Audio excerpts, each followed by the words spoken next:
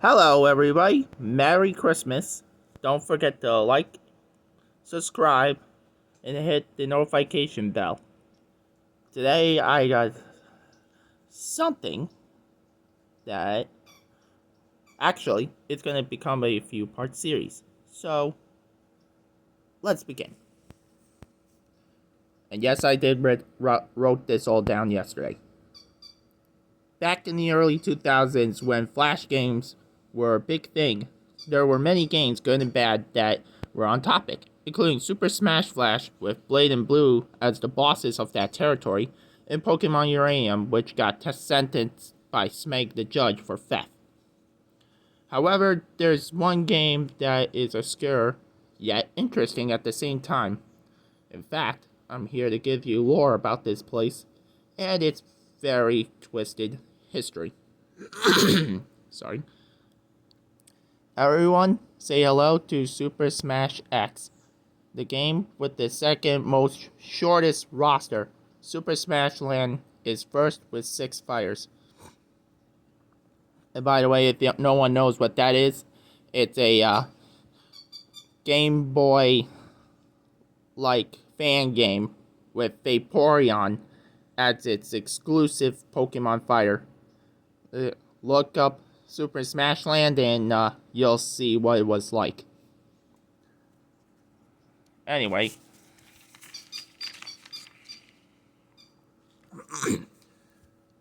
Let's continue. But Dreampuff Gamer, what makes this so different than Super Smash Flash, Crusade, and Land? Aren't they the same thing? Like the Super Smash Bros. Games would do it? Well, not exactly. In fact, there's some different gimmicks that make it famous, or rather infamous, that separates everything. Created by someone that went by the name of Channel Cat back in 2002, this was designed to be a 2-player game, with most locations being based off Super Mario World, Yoshi's debut game in 1991 on the SNES system. Both players had 3 lives and a health system. The player that falls off 3 times or loses all health 3 times loses. Complicated, right? Well,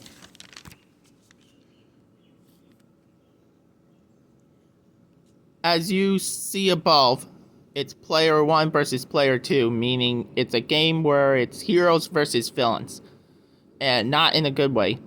This was put in a beta mode, which means there are no more updates to the game, resulting in a mess that causes the heroes to mostly win due to glitches affecting everything, including player 2's controls to not respawn.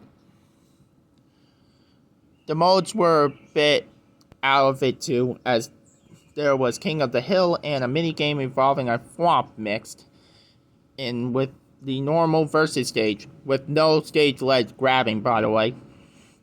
I know everybody is focused about recoveries. There was also a credit of Sega in it, though no character was ever seen before the day of disaster. So who did take part of this, you ask? Well,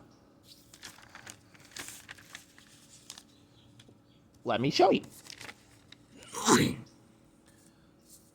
Here, as you see, we got the Team Heroes, which is player 1, and Team Villains, which is player 2. As you can see, there were Capcom and Square Enix reps, but most of these participants were Mario's enemies, and 2 of these characters had different names for some odd reason. Still lost?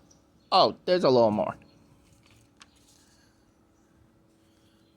Remember how I said that this was mostly fought on Super Mario World stages? Well, the other 2 stages were a forest stage set in Link's world, and possibly one of my personal faves when I found this, a space stage added in the last known update, which has Darude's Sandstorm song as the background music. No, seriously guys, that's the actual song for the stage. Amazing, right? Sorry again. 4v4, player 1 versus player 2. Prim Koopa and Sumo Brother exclusively in this. Sandstorm by Darude? Must be a fun time for the characters all together, right?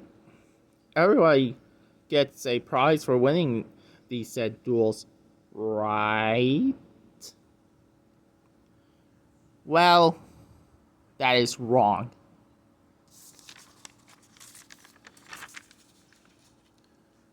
Not everything was well. In fact, everything was not as well as you expect. There was something that I have mentioned a while ago. As you all know, when a world is made, you all know it's canon in its own way. Each game has its own lore and its stories to tell.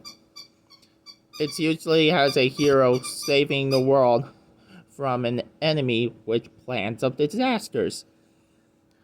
Super Smash X has a lore indeed. A lore about the fires and the story of disaster, loss, and tragedy.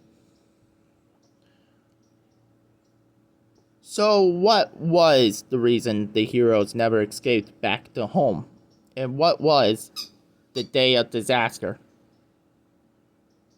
Well, you guys will learn about this in part 2. That'll be coming later on. And sorry about the squeaking. That's my dog chewing his toy.